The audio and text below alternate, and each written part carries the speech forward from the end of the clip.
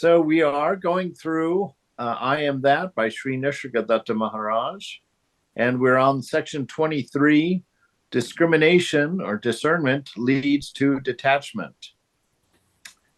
And he's saying some very interesting things about the world that he inhabits, his universe, uh, uh, versus the universe that his questioner is living in, which draws some interesting uh, points, actually. The fact that he considers himself living in a separate universe of reality, because we each carry our own universe in our own mind, as we've talked about in the past, that we've constructed. We don't actually live in a world, we live in a mind, right? Because our mind has created symbols for what it assumes is an external world based on the five ports of information that are coming in there. Although we don't really know where that information comes from or what the source is, because the source that we create, the ears, the eyes, the nose, the mouth, the skin, those are as much a symbol for the source as all of the symbols we've created for the information itself. So we do actually all live in our own universe, in our own dream world, dreamlike world.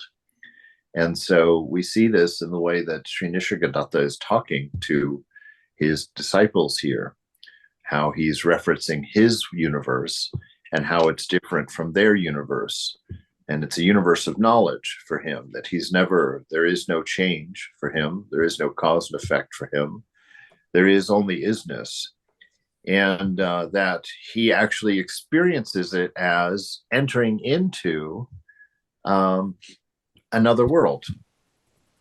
That we saw earlier on, where one of his disciples says to him, what, why can't you help me? You're sitting there realized, and I'm sitting here lost in ignorance. And, why can't you help me?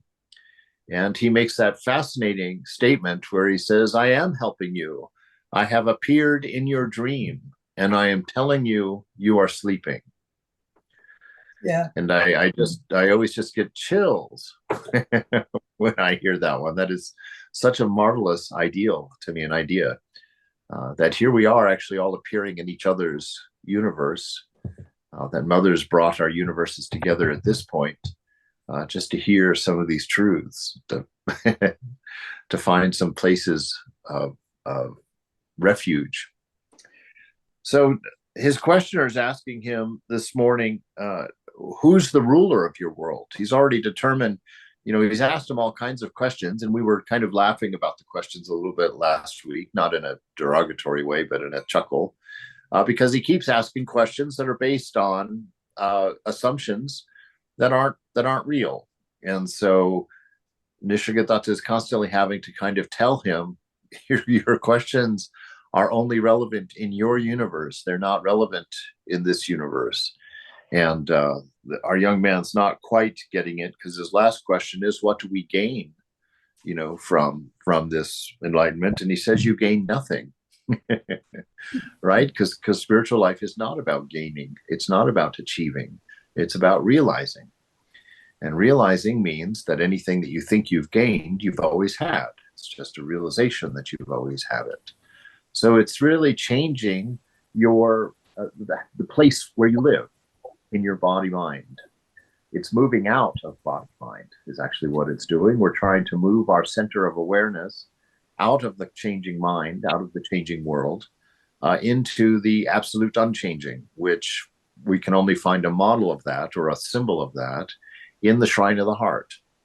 And so we try and move our sense of being out of thought, out of past, present, future, and cause and effect, and into the silent Satchitananda, the silent heart, where the presence of the divine resides as such, and the divine here being a very broad term to be defined or undefined in any way you like. So who is the ruler of this world, of your enlightened world? Maharaj says, there is no ruler and ruled here, right? So there is not a hierarchy. There is no duality whatsoever. So not just not a hierarchy, not even a separate self. Everybody, there's a unity, right? A silent unity. an inner peace in that world. You are merely projecting your own ideas. Your scriptures and your gods have no meaning here, right? So these point to the fact that we have created our own universe, right? That we have created a sense of other. We have created and gelled this giant world of other that doesn't include the little me. We've taken that and put a big bow around it called God, right? And we don't really know what that means. And so for many of us, the investigation of God is into an investigation into this other, and we treat it as such. And so we objectify it, put it in front of our senses, and we go and try and find out about it. And at some point in spiritual life, we find out that that doesn't work, right? It doesn't quite work because we don't have any real evidence of other. We come to realize that something within us is asking the question, something within us is experiencing this world, and that something doesn't seem to have a boundary, doesn't seem to have a separation. And so at some point in spiritual life, our quest goes from going outside to study this conceived other, and it's turning completely around and going inside and saying, look, somebody else is asking the questions in here. I'm just hearing them. Who's the one asking? Who's the one hearing? Are they the same person? And if they're the same person, that's a very interesting proposition, that there's only one in here, that there isn't a multiple in here. There isn't a listener and a speaker. There's only a listener. And there's nothing the speaker can say to the listener that isn't already known, because they are sourced in the same. And so it starts leading into this fact here that he's answering. There is no ruler and ruled here.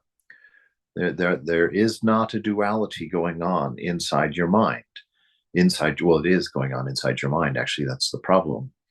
It's the seed of me and mine in the mind that causes it to talk to itself, that causes it to pray to another, that sets up conversations of thought in the mind. You see, it's you. It's kind of the nature. I don't know if I can get away with saying it's the nature of the self, although I'm tempted to, because this self seems to identify very easily with anything that it comes within a close proximity to. It seems to attach to it quite naturally. And I say that because of the dream world. Here in this world, we've attached to this body, this particular, and we're living this life attached to this particular, or this body mind. And from here, I'm navigating this world. And the same thing happens at night. When I go to sleep, I renounce all of this world to the point that I don't even have a single thought about it. And I again attach to a particular. I attach to a particular body in my dream.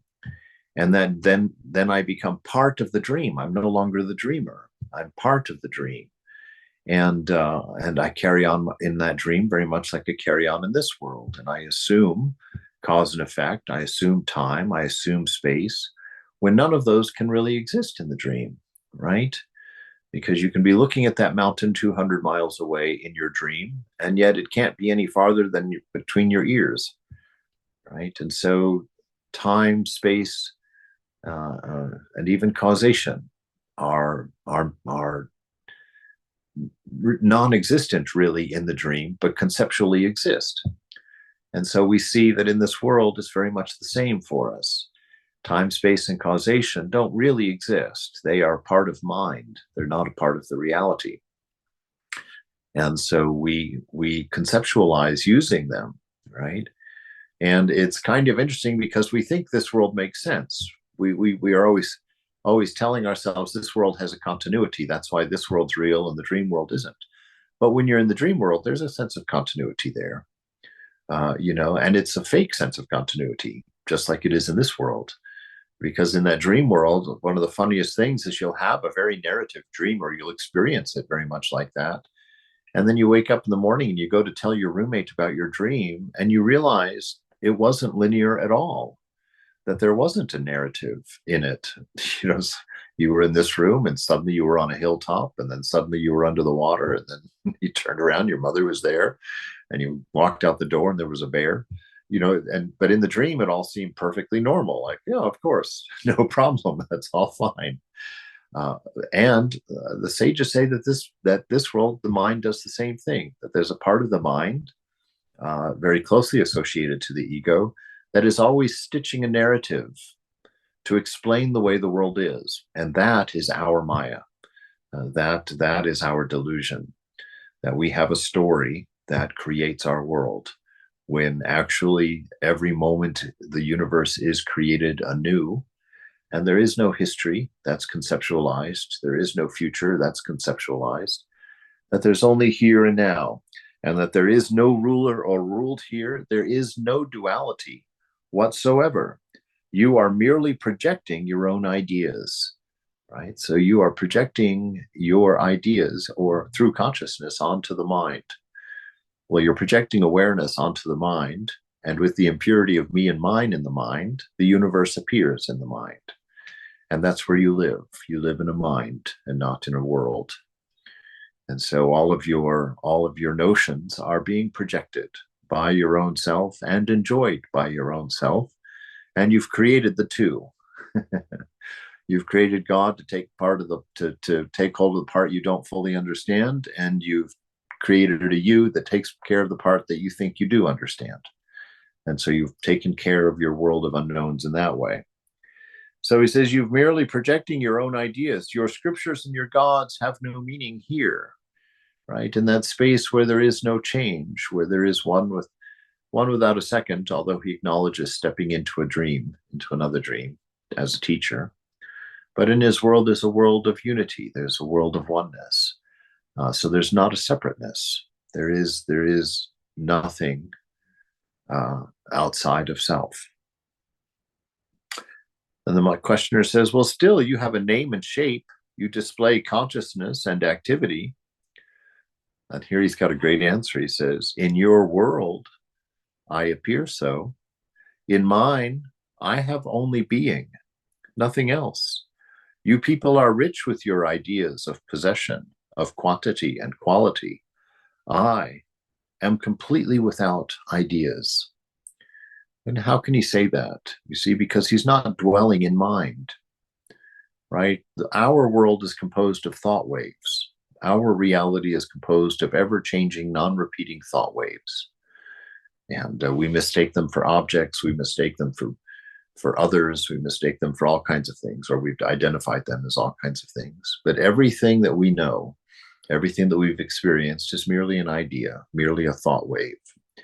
And so when the mind is still, when the mind is purified of the idea of me and mine, which is what causes the mind to move, causes the mind to create thought waves, is that impurity of me and mine in there kind of foaming up the water.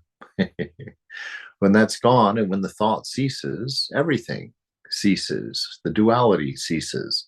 Time ceases. Space isn't necessary. And when you're in the moment, you're in the unchanging. You're in the silent, right? And if you're not attaching to anything, nothing is being held in memory, and nothing's being projected into the future that you're identifying with. You're just simply being, and everything is spontaneously available to you. So you're not speaking from a place of calculated thinking. You're speaking spontaneously from the source, as the universe is speaking through you. There's no ownership even of what you're saying, no ownership of even the body that seems to be saying it, that you are observing.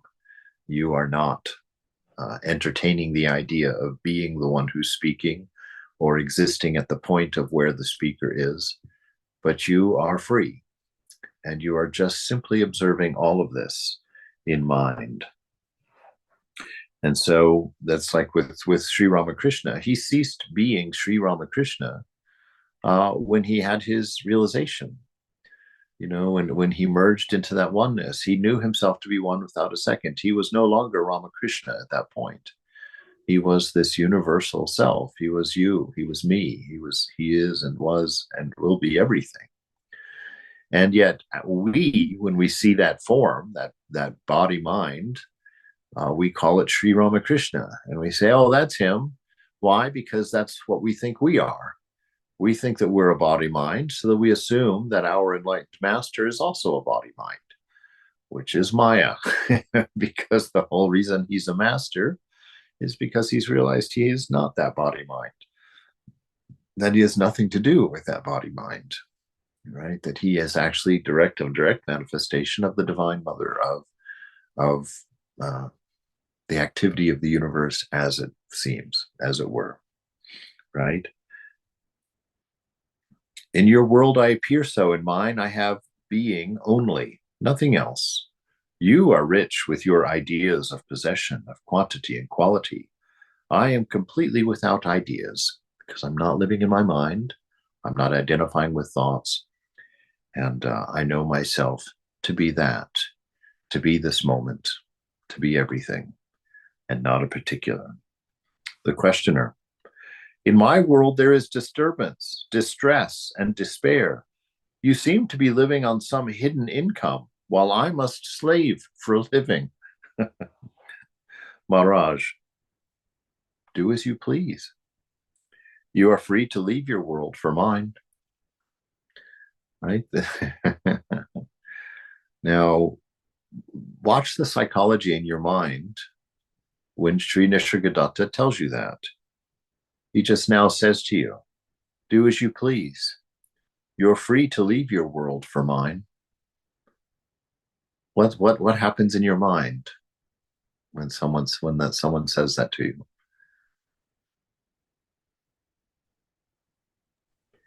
Mine Doesn't says no. Yeah, yes, exactly, right. We Says immediately no. How can that be? right. Well, oh, you don't understand. Yeah, You know, I don't know enough. I've got a family. I've got exactly. responsibilities. I've got bills. You know, suddenly all those things hold us back. That's your bondage. You see, go through and listen to each one of the things that the mind brings up, and that's why we're not realized. Not because we don't know something, not because we don't have access to something, but because we've got a litany of things that we've tied ourselves down with, that we've convinced ourselves we can't let go of. I can't do that. What would happen to that? Because we believe all of that to be real, and we believe ourselves to be the doer. Two things that our master, if he's really our master, since we don't seem to be listening to him, tells us this world is unreal. He has told us, and you are not the doer. He's told us both of those things multiple times, over and over and over and over again. And yet, when someone sits here and says, you know, at this moment you can have your realization, just like your Divine Mother says to you, all of a sudden you're coming up with reasons of why that can't possibly be true. What a presumptuous man you are, Mr. Nisargadatta. How can you tell me that I could just come in your world? Who's going to pay my bills? I don't even know the people paying your bills. You know, who's going to fix my house? Who's going to pay for the roof? Right. So all of these things that we've taken on, and yet this moment is the sum total of your desires. Right. This moment is the sum total of your desires. Every decision that you've made in your life has been a decision following your bliss, following what you thought would make you happy, bring you happiness. So this moment we can't really blame it on anyone else. It's our sum total of our actions and our desires. And so here we are. So what do? Well, we have to sit here long enough and be quiet enough to witness what we've done to ourselves. to see that we've buried ourselves in the make-believe, and that we've tied our hands and feet. And so we have to begin looking and trying to find, first of all, hear our attachment, right? Which means we have to become aware of our attachments. What is it that has got me tied in this knot of bondage? So what is it exactly that I'm attached to, right? And go through, look at the things that cause you pain. That's the first place to start. What are the things in your life that cause you pain or anxiety or anger? Look at those things and study them. Those are your attachments. These are the things you won't let go of. And then you have to start focusing on them. You see, you can be very methodical about these things. That'll work for a while. But methodical about them, and just see where the mind is holding on. How are you convinced? Because we're not even aware of our bondage, right? We still wake up in the morning, think, I'm free to do what I want today, not understanding that that's the very bondage, that it's doing what we want that has gotten us where we are. And even though we're saying we don't want this, that we want enlightenment, we want a knowledge of reality, we're still building our days around desire. So this is time for us to start working on our awareness, working on seeing what is actually happening in this moment, so that we don't go on just methodically, what do they call that? Rotely doing what occurs to the mind, following along with the mind narrative. We should stop the narrative and come into the moment and start seeing it, enjoying it, and freeing it up. So he says, in my world, there's disturbance, distress, and despair. You seem to be living in some hidden income, while I must slave for a living. Maharaj, do as you please, right? What's he really saying there? Your life is a choice. Your slaving for income is a choice on your part. You making it a necessity is a choice on your part. You creating a situation where it is necessary or seems necessary was a series of choices on your part. Do as you please, but always know one thing. What? You are free to leave your world for mine anytime. Right? That's Vivekananda saying, get up every day and remind yourself, I am free. I am loved of the beloved. I am divine in my nature. I've never been born. I've never died. Stand up and make these announcements on a regular basis, so that slowly, slowly, you can begin to live as if it's true. Right? You can begin to live as if it's true. It'll start occurring to you. When you get really all tensed up about a situation at work and you suddenly come to realize, hey, this is not going to always affect me. This is a temporary set of thought waves. I can look at this situation completely differently. I don't have to take this approach. And if this job is too much for me, I can walk out right now. I'm free, always. I can always begin again. And that's what we do. We begin again every moment. And to know that is to know grace. Because it's grace that will relieve you from the long list of reasons that you can't begin again, right? And that same grace will show you the wonder of the moment, so that you can see everything for the first time again. You can see the newness in the moment, and it doesn't have to be a repeat of your previous habits, your previous ways of thinking. This moment really is new, and you haven't seen it before. And you don't have to drag your memories and attachments into it. You can be utterly free and new in this moment. To do as you please. You are free to leave your world for mine. Questioner, well, how is the crossing done? How do I get there? Maharaj, see your world as it is, not as you imagine it to be. All right, so what does that mean? That means become aware of the assumptions you're making about yourself as you observe the moment, and try and keep those limited to as few as possible. Do you see the moment as a man? Do you see the moment as a woman? That's not true. You are neither. Do you see a man? Do you see the moment as an old person or a young person, as an American or as an Indian? Do you see the moment, as a retired person, as a sick person, as a well person? See, then all those things need to be questioned. Say, well, I'm none of those things. I'm observing through that. For some reason, I've chosen that identity in a dream, but I'm not that, right? So he says, see your world as it is. This is discernment. See your world as it is. It's a constantly changing series of thought waves within a mind, not as you imagine it to be. So don't apply your past to it. Don't apply your future to it. Be in it now. Let it be what it is in this moment. Don't let the story of the past define what it is, and don't let your hopes for the future define what it is. Let it be independent in the moment. And if it's something that is in front of you to do it as an act of worship, as an act of devotion to the universe at large. It doesn't even have to be not to a god or whatever. Do it with full attention. That's all we're saying, right? So to do something as worship is to do something with full attention. So do what's in front of you with full attention, not letting it fall into a narrative, not letting it fall into a need, seeing it as it is. So see it as your world is, not as you imagine it. Discrimination will lead to detachment. Beginning to see things as they are will lead to you letting go of it. It will build your renunciation because you'll realize, I've been duped. That's not what I wanted. This isn't what I was trying to get. You know, it's like, because you'll begin to see, and this is a very difficult thing to see, when you have to face the fact that your life isn't working, that it's not giving you what you're seeking. That's a hard thing to face, and then take responsibility for it. That's a very difficult thing to do also, right?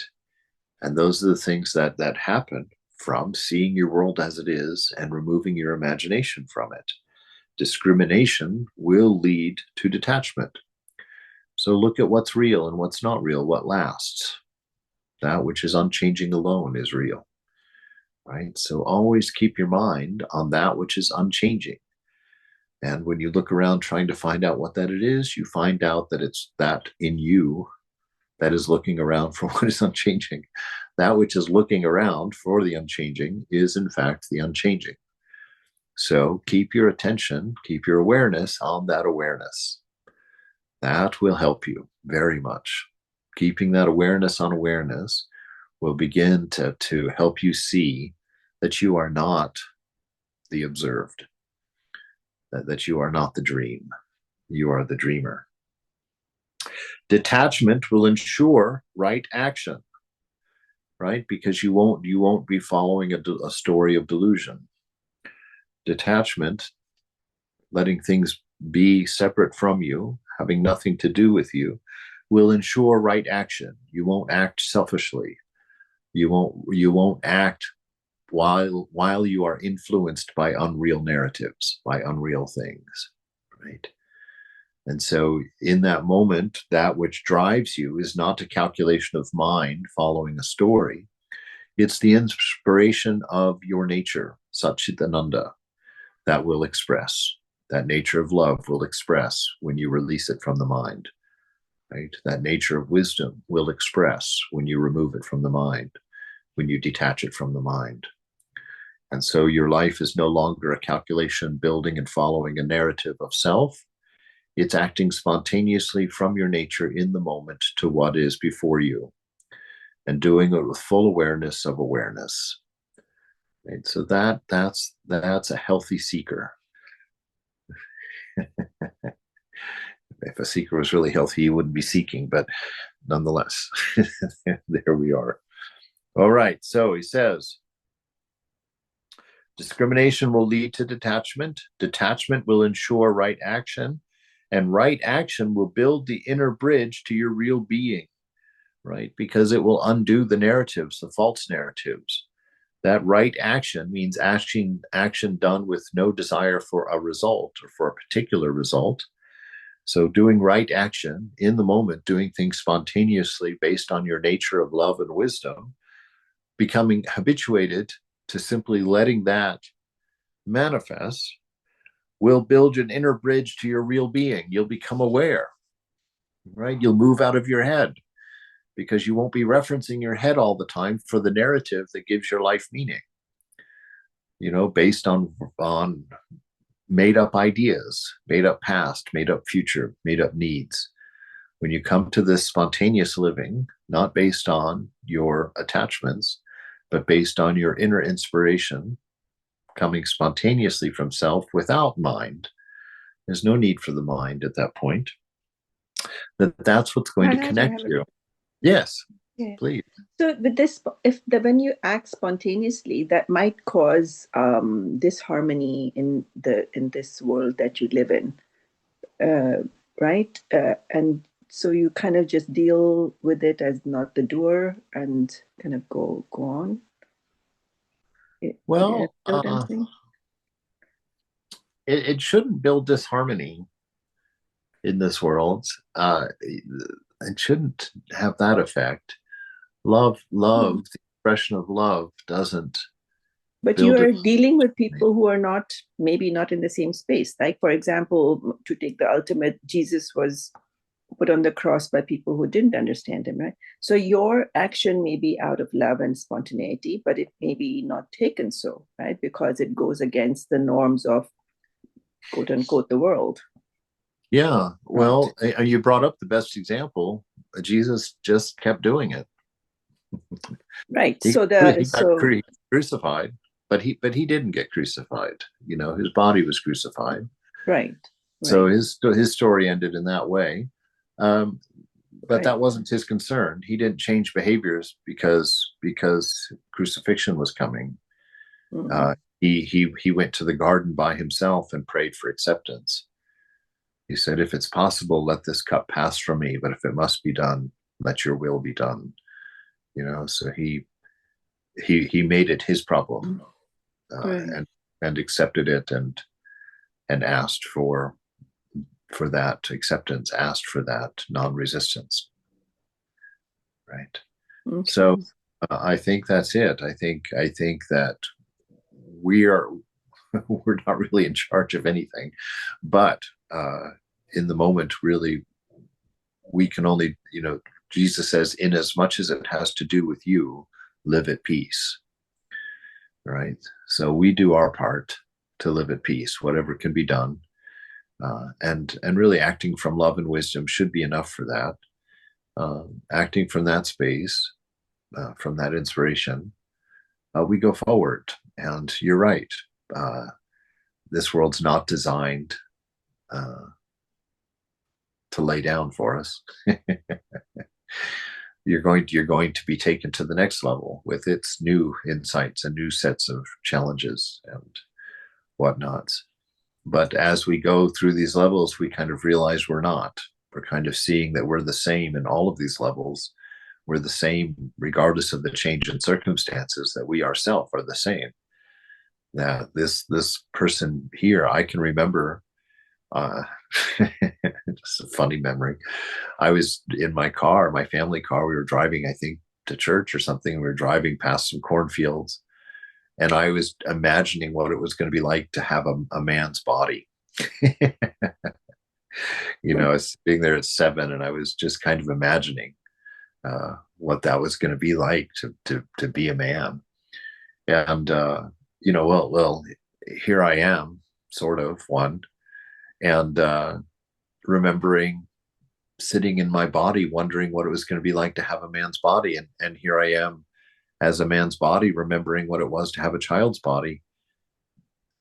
If I discern on that, look at the freedom I've already encountered, understanding that I'm not either of them, that I've observed both of them.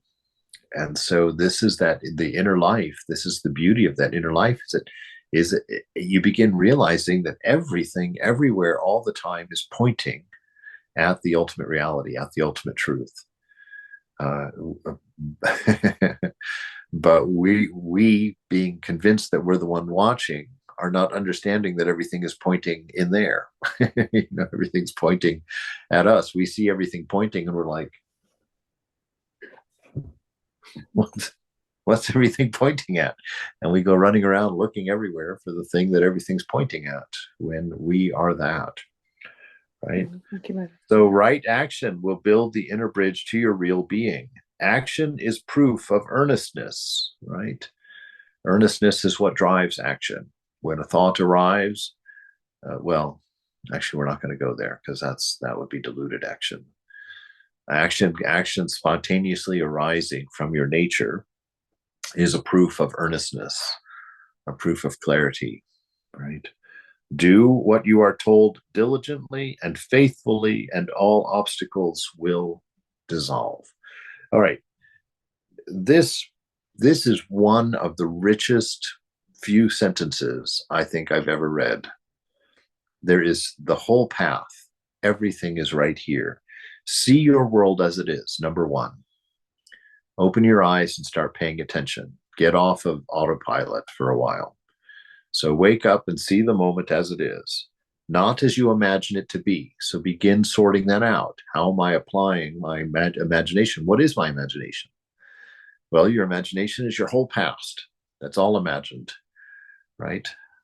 And if you don't believe that, discern for a while, you'll come to understand that too. It's like what you chose to cobble together from your past is a very small subset, a very, very, very small subset of what actually happened to you, right? I know this personally from a very interesting experience I had when I was 24, I think. I took my trip back to Germany to visit my old friends for the first time. I had left when I was 13. So at that time, it had been 12 years. At that time in my life, that seemed like an awfully long time. And so I went and I met my friend Brigitte, who was my very best friend. We spent every moment together. We were such great friends. And we went on all kinds of adventures together. And when I went to see her, she was a waitress in a guest house in Kaiserslautern. And we went for a walk the next day down one of the country roads that led out of our little village where we'd grown up together. And we started kind of sharing our memories. And it was one of the most terrifying experiences of my life, to be frank about it, because she had a completely individual set of memories from my individual set of memories. It was uncanny. Like she would be like, "Oh, there, do you remember we found that goldfish in the ditch over there when we tried to rescue it and take?" And I was like, "Goldfish in the ditch, goldfish in the ditch, goldfish in the ditch. Oh, wait, barely, barely. I have a very, now that you mention it." And it was like that for almost everything we remembered. It was almost as if we both had experienced a completely different relationship. I was so stunned by that because it was literally, I really felt like at that point, the divine was just showing me, look at this. Your past is not at all what you think your past was. Your past is a very small selection of your favorite ideas, your favorite memories, your attachments. And you've only grabbed those very sparse things and created a narrative about who you are that frankly has nothing to do with who you are. Right? And so he's saying this, So let go of that. That's what imagination is. So see your world as it is, not as you imagine it to be. So begin there, sort that stuff out, start watching very carefully. Discrimination will lead to detachment. So don't worry about your likes and dislikes right now, the things, your desires and whatnot. Let them be as they are, but start really observing them. Are they coming from imagination? Doggone right they are. That's when you're being, quote, tempted, as the Christians like to say. All that means is that you're applying imagination to reality. And it's making reality look like it's going to give something that you've got in your mind.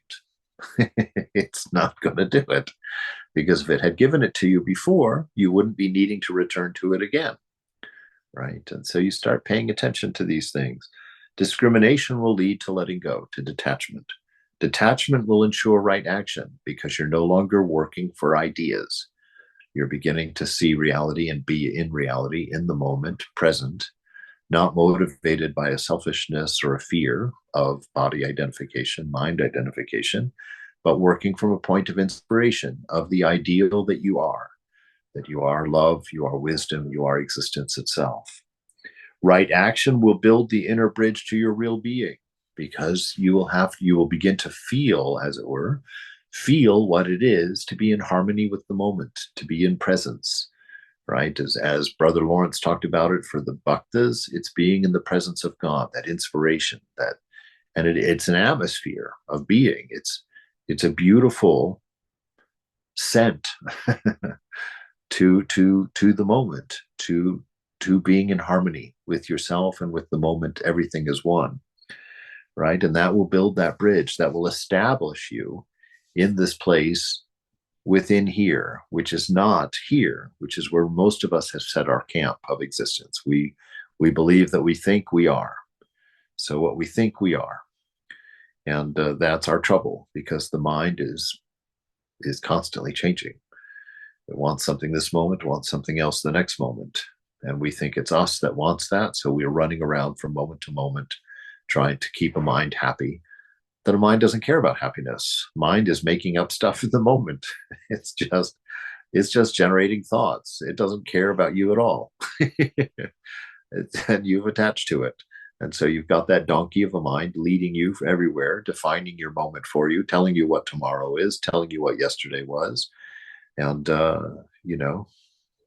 you're running around as if you're tied to it, and you're not. Action is a proof of earnestness, right? So do what you know is right. Do what you're inspired to do. Don't come up for reasons on why you can't. Which is the toughest part, because we actually don't usually even play the full tape out. We just quickly hear part of a reason on why it can't be done, and we just don't do it. Even knowing that it's the best. And so we deepen our habits. We deepen our bad habits by just submitting ourselves to them again and again. And how do we break that? Do what you are told. Do what is necessary in the moment. Do it faithfully, right? Not begrudgingly, not holding back. Do it faithfully, do it diligently, which means be present for it, do your very best in it, do it with full awareness, and all obstacles will dissolve. I don't think there's anything that we want more than that. For all of our obstacles to dissolve. So here in this one paragraph, man, if you want a paragraph to paint on your wall, this is a great one. Everything is right here. Everything that needs to be done is right here.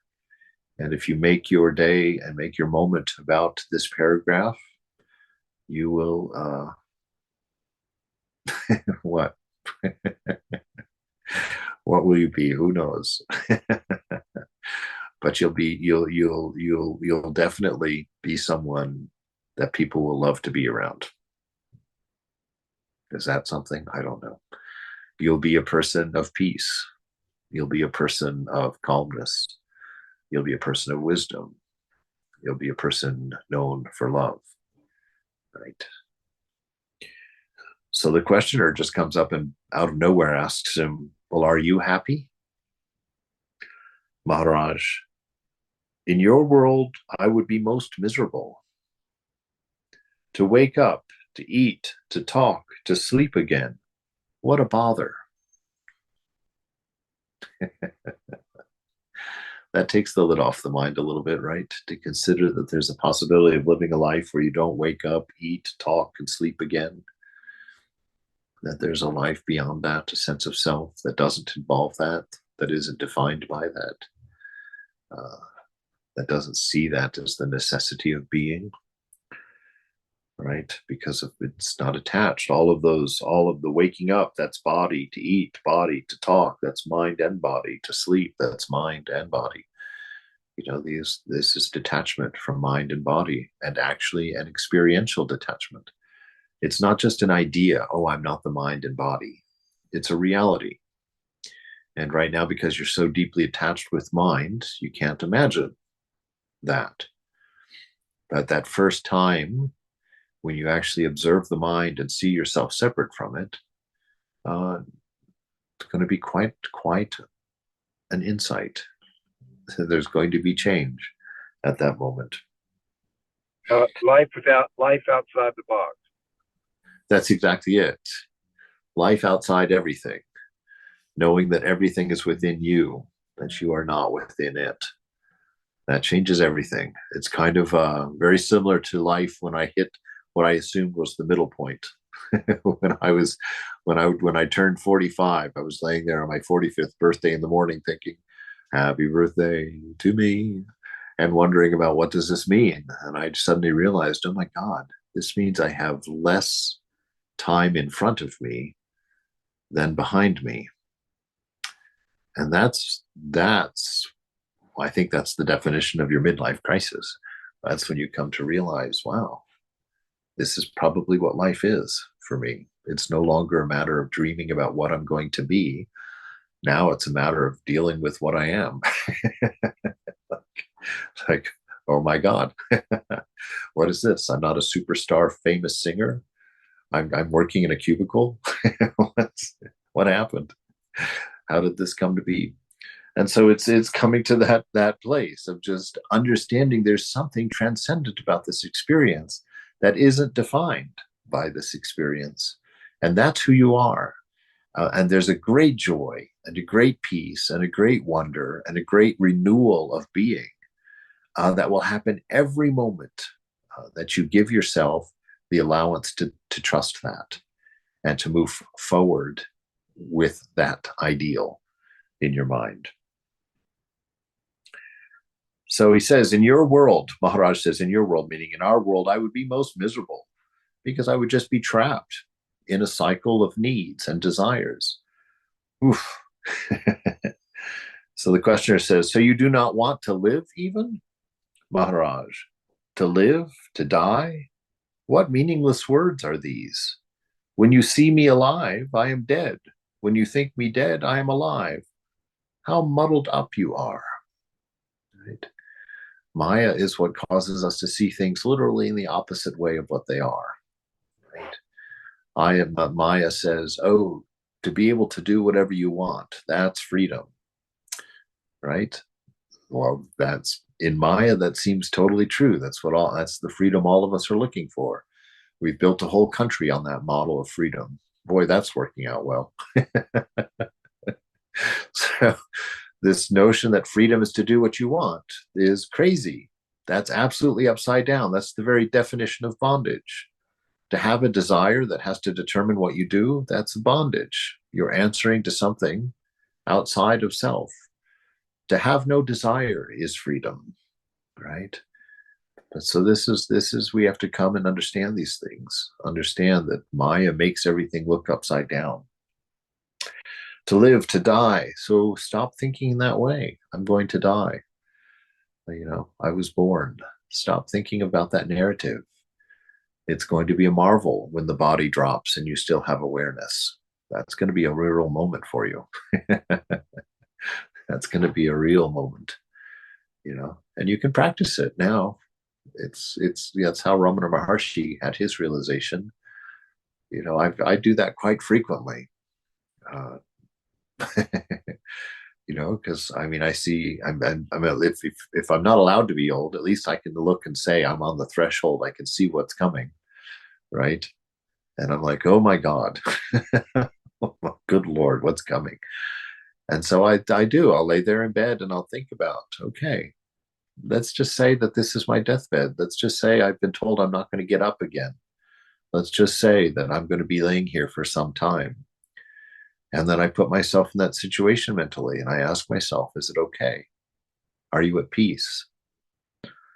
And I start looking at the things that come up that might not be at peace. And I start analyzing them because really that's going to be a beautiful moment, to be at that point in life where you're standing on the threshold of reality, where all the source of so much of your desire and so much of your pain is about to demonstrate to you that it is separate from you, is going to be amazing. There's going to be a beautiful, beautiful freedom there. And so don't think about it in a way that causes fear and anxiety. That's Maya. That's your narrative coming up and taking control. Come back to the moment and you'll realize that death is nothing more than another moment, another transition of change. And you've done nothing but go through transition of change every single moment of this perceived life. And so death will just be one more step in that change, one more step in a perceived changing reality. So to live, to die, what meaningless and words are these? When you see me alive, I'm dead. And when you think me dead, I'm alive. How muddled up you are. Questioner, well, how indifferent you are. All the sorrows of our world are as nothing to you. Maharaj, I am quite conscious of your troubles. Then what are you going to do about them? There is nothing. There's nothing that I need that needs doing. They come and they go. You come again tomorrow, you'll have a new list of troubles. Come again the week after that, you're going to have a new list of troubles. What did I need to do about any of them? They changed and they replaced themselves, and they're constantly going to change and replace themselves. That is life. Get over it. Detach, let go a little bit. Understand there's always going to be a bouquet of troubles and advantages in every moment. Stop being tripped up by them, thinking that, oh, because this one is currently in my mind, it's the biggest one or the most important one. It's like, go forward. Even if you do nothing, they're going to disappear and give you a new bunch tomorrow anyway. Even if you fail at all of them, you're going to wake up tomorrow again, seemingly, with a whole new set. And it might be a set that grew out of the previous ones, but you know what? Every new set grew out of the previous ones. So get over it. Stop burying yourself in the unreal. Take a breath. Return to your nature. Understand the wonder of this moment. Understand the depth of your freedom. You can walk out that front door and walk to China if you want. Totally your choice. To stay here and to do this, totally your choice. If you've made yourself indispensable in your world, oops, what a mistake that was. Why don't you walk out the door and find out you're not indispensable in your world? It's you holding your nose to the grindstone of your karma. It's you who won't let go. It's you that gives the list of reasons for why you can't possibly be free, why you can't possibly be irresponsible, Even though the one you call your teacher has told you again and again, you are not the doer. You are ever free. So I'm quite conscious of your troubles. Well, then what are you doing about them? There's nothing I need doing. They come and they go. Do they go by their very act of your giving them attention? Maharaj, yes. The difficulty may be physical, emotional, or mental, but it is always individual. Large-scale calamities are the sum of numberless individual destinies and take time to settle. But death is never a calamity. Right? Death is never an undoing. Right? Death is just yet another promise of renewal. And like every day, I've often wondered why do I have to go through a day every day? Why? It just cycles. When my mother would tell me I had to make my bed every morning when I was a kid, I was like, why do I have to make my bed? I'm just going to get in it again tonight. Why do I have to do that? You see, but every day you get another chance. Wake up fresh every morning. Don't immediately map yesterday onto today. Don't do that. Let the day be new. Try something a little different this morning.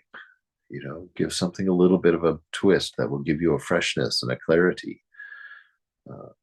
Add good habits to your day. Add good rituals to your day. Add things to your day that remind you of these truths. And try and do something different today that will be a little bit closer to these truths. But always know it's going to pass. It's going to pass. Even when a man is killed, Maharaj, the calamity is of the killer. Questioner, still it seems there are two worlds, mine and yours. It's a very disturbing answer. Maharaj, mine is real.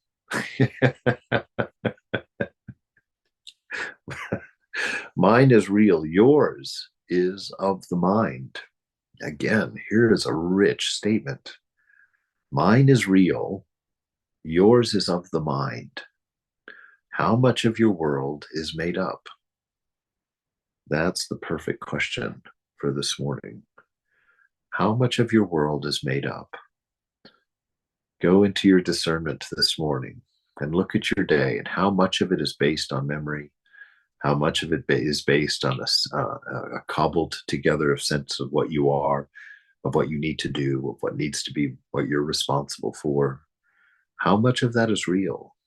How much of that would make that much difference if you paid attention to it or not? You know, every day presents a new set. Do what's in front of you. Do it with earnestness and with presence, with awareness. Do it from inspiration of what you are, not with an idea of getting something or going somewhere, and not with the idea of having come from somewhere. Do it in the moment, as it is in the moment, not in imagination, but through the spontaneous inspiration. Do it fully and be aware. And all of your obstacles will dissolve. You'll move forward with clarity and in time, perhaps immediately, who knows, something that we've called realization will happen, but it won't happen to you, because what realization is the letting go of you. As soon as you let go of you, what you imagine to be you, you'll have your realization. But there won't be a you to hold it. Right. All right. Let's